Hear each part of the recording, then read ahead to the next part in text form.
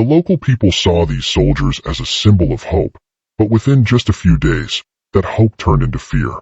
In 1944, civilians living in the mountainous regions of Italy had already spent months under the shadow of war. Every night echoed with artillery fire, and every morning brought news of fresh destruction. When the Battle of Monte Cassino finally broke the German defensive line, many believed liberation was at last within reach and that their suffering would soon end. The French Expeditionary Corps, which played a crucial role in this breakthrough, was initially welcomed by locals as a force of rescue and relief. However, in the days that followed, that sense of safety began to fade.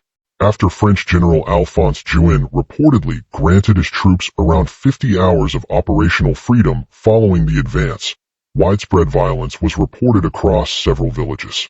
Homes were broken into, families were torn apart, and thousands of women suffered deeply traumatic assaults that left lasting scars on entire communities.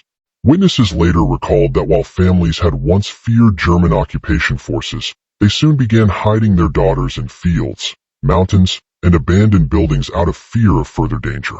Victims included not only young women, but also elderly women, pregnant mothers, and in some cases even men, turning what was meant to be liberation into a painful chapter remembered by many as a tragedy of civilians caught in war's aftermath. Many survivors hoped their suffering would be acknowledged and justice would follow, yet the silence from major Allied leadership figures, including Charles de Gaulle, left many feeling forgotten.